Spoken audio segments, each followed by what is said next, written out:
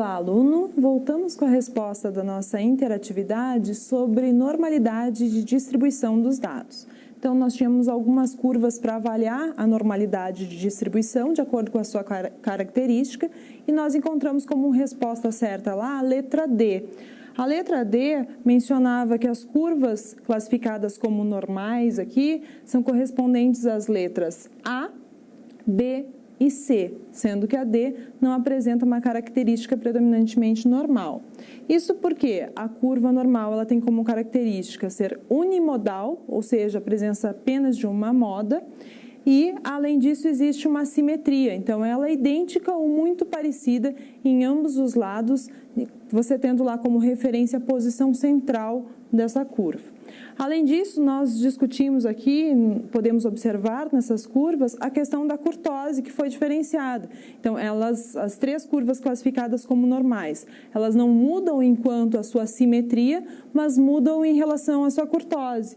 Então, a letra A lá é uma curva que tem um achatamento maior, a B ela tem um maior alongamento e a C é normal. Então, ela pode ser classificada como platicúrvica, leptocúrtica ou mesocúrtica de acordo com seu achatamento. Visto isso, vamos observar alguns testes estatísticos. Então, você tem lá um conjunto de dados e a primeira coisa que você faz em relação a esse conjunto de dados é avaliar a normalidade de distribuição, que foi o que a gente acabou de ver. Posteriormente, a gente vai identificar o seu teste mais indicado de acordo com um grupo de dados que você tem para comparação. Se você tiver um grupo, dois ou mais de dois grupos, você vai avaliar ali, vai utilizar testes que podem ser diferentes. Então, se você tiver apenas um grupo para comparação, o que isso significa? Você tem lá uma coluna de dados e quer comparar essa coluna de dados em relação a um valor referencial. Se você tiver esse tipo de dado, você vai usar ou um teste T para uma amostra, se você tiver pareamento.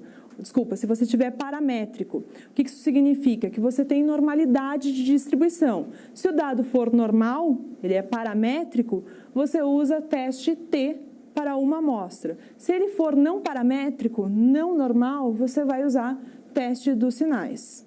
Agora, no caso de dois grupos, você pode ter o pareado e o independente. O que é o pareado? Você está comparando o mesmo grupo em duas condições, no pré e pós-treinamento, por exemplo. Então, se você tiver pareado e esse dado for paramétrico, dito normal, você vai usar teste T pareado. Se ele for não paramétrico, você pode usar o teste de Wilcoxon ou ainda o teste dos sinais. No caso de amostras independentes, no caso de você comparar dois grupos, você pode usar o teste T para amostras independentes, no caso de dados normais, ou ainda utilizar um teste de soma dos rankings de Wilcoxon, se você não tiver dados paramétricos. Se você tem mais de dois grupos, então 2, 3, 4 grupos para você comparar ali, você vai utilizar uma ANOVA, que pode ser o one way, two way e assim por diante, se você tiver dados paramétricos. E se você tiver dados não paramétricos, existe uma diversidade aí de testes que podem ser utilizados. Nós vamos conversar depois sobre o teste de Friedman, você pode usar também teste de Kruskal-Wallis, isso vai depender um pouco da característica da sua variável. Mas antes de a gente conversar sobre cada um dos testes estatísticos específicos aí que estão aplicados à nossa área, vamos conversar sobre algo que é fundamental, que é a formulação da hipótese. O que é uma hipótese? É uma possível resposta ao seu problema de pesquisa. Então, você tem lá uma pergunta que te motivou a realizar a pesquisa e a hipótese é a sua possível resposta a esse experimento que você está utilizando. De onde você tira essa hipótese? De onde que a gente tira a hipótese de um estudo? Você não vai tirar do que você acha, né? A gente não tira uma hipótese do nada assim. Você vai tirar da leitura que você fez. Então, de toda a revisão de literatura que foi feita no trabalho, isso vai te auxiliar a formular a hipótese mais adequada para o seu estudo. Então, a hipótese ela é formulada no sentido de o teste estatístico vai te ajudar a refutar, ou seja, a negar essa hipótese ou a confirmar aquilo que você tinha como hipótese inicial. Nesse sentido, nós temos dois tipos de hipótese. Nós temos uma hipótese chamada de alternativa, simbolizada por H1, ou hipótese nula. Então, nós temos ali o símbolo H0. A hipótese alternativa é dita como hipótese do pesquisador. Então, é a hipótese que normalmente o pesquisador tem no sentido de confirmar a diferença daqueles dados quando você aplica um teste estatístico. Então, você está comparando dois grupos, por exemplo. Aí você aplica um teste estatístico, o que você espera? Encontrar a diferença entre esses dois grupos. Agora, se você não encontrar essa diferença, bom, aí nós temos a hipótese nula, que é a hipótese que menciona que os grupos não foram diferentes. Então, ela não confirma a hipótese alternativa, ela refuta a hipótese alternativa. Então, são duas formas ali de afirmar a partir de um teste estatístico que são antagônicas entre si. Bom, feita essa questão das hipóteses, entendendo o conceito de hipótese alternativa, confirmando os resultados, e de hipótese nula quando não confirma essas diferenças, né, no caso de ser similar, vamos discutir agora a questão dos testes estatísticos que podem ser aplicados. O primeiro teste, o teste mais simples, é o teste T para uma amostra. Quando você tem apenas um conjunto de dados, então a avaliação de um grupo, e você vai comparar esse grupo em relação a um valor de referência. Então, esse tipo de procedimento, ele só pode ser feito se você tem normalidade de distribuição de dados. Lembra que a primeira coisa que você deve fazer é avaliar a normalidade. Deu normal o seu dado? Ótimo. Então, você tem como objetivo comparar um grupo com valor de referência? Utilize o teste T para uma amostra, que esse é o mais indicado. Vamos conversar sobre um exemplo para isso ficar mais claro. Então, você tem lá exemplo 1, comparação entre a média de desempenho dos alunos do curso de graduação em Educação Física no teste de 12 minutos. E em relação à média esperada para a faixa etária na população. O grupo que você avaliou lá é o de graduação em Educação Física. E você quer comparar com a média esperada para aquela faixa etária. Quais são as hipóteses relacionadas a este exemplo? Você tem lá como hipótese 0, hipótese nula, que a média dos resultados no grupo avaliado é semelhante, não deu diferença. Então, na hipótese alternativa, que é o que você quer confirmar, você tem lá o grupo de estudantes que você avaliou, ele é diferente daquele grupo relacionado ao padrão referencial, o grupo da média de indivíduos. Esta é uma possibilidade aí de exemplo. Vamos para um outro exemplo para ficar um pouco mais claro. Exemplo 2, comparação entre a média nacional de desempenho dos alunos de graduação do curso de Educação Física com a média de desempenho dos alunos de Educação Física da Unip que estejam cursando o último ano. Então, você avaliou o desempenho dos alunos do curso de Educação Física da Unip e quer comparar com a média nacional. Então, você tem a média dos alunos lá da Unip, agora já colocando ali um valor, atribuindo um valor a essa média, você tem 9,63. E a média nacional, 8,20. Aí, por meio da aplicação desse teste T para uma amostra, você consegue identificar que a média dos alunos da Unip foi superior à média nacional. O que isso significa? Que você confirmou a sua hipótese alternativa. Houve verdadeiramente diferença entre esses dois grupos. Bom, vamos falar agora sobre outro teste, teste T pareado. No teste T pareado, você tem a comparação entre dois grupos, mas esse grupo tem uma característica em comum, ou melhor, esse grupo ele precisa ter necessariamente características que sejam idênticas ao outro. Então, você vai chamar um grupo de similar, muito similar ao outro, ou até mesmo idêntico. Para você ter essas características idênticas entre um grupo e outro, é mais fácil que eles sejam o mesmo, né? Então, esse é um tipo de teste muito utilizado quando você tem um grupo e aí você tem um tratamento ou um treinamento. Então, você faz alguma intervenção em relação a esse grupo e depois você compara ele posteriormente novamente.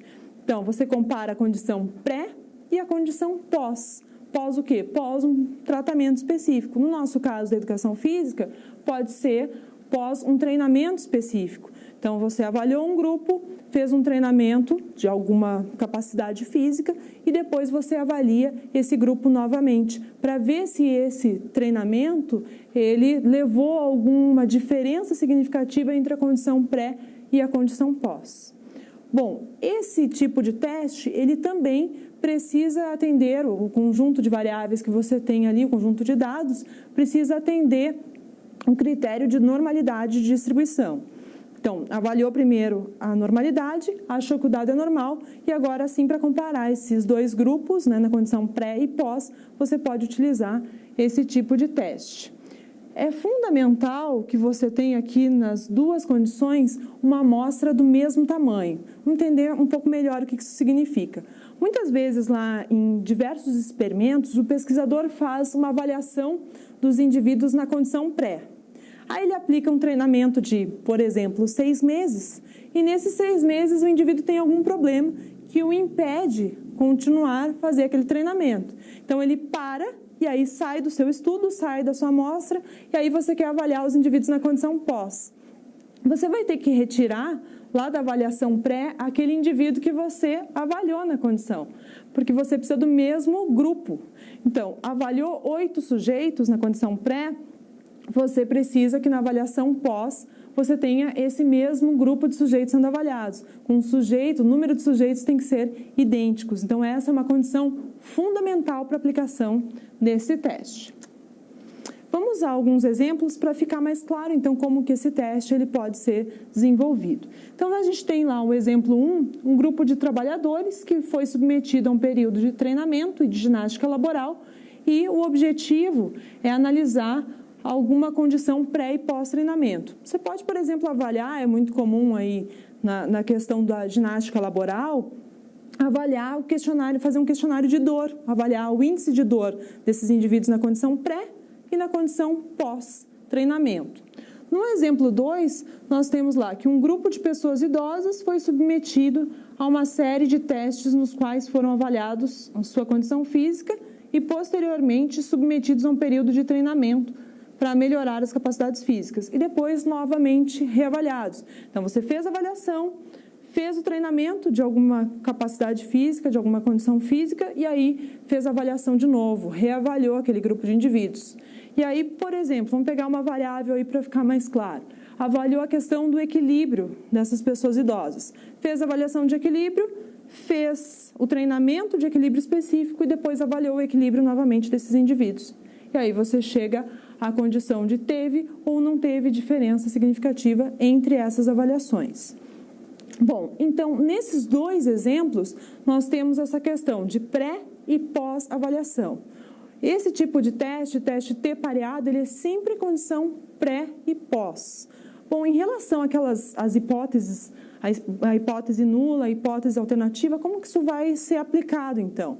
Você comparou, vamos voltar de novo para os idosos, a avaliação da variável equilíbrio, né? A modificação da variável equilíbrio.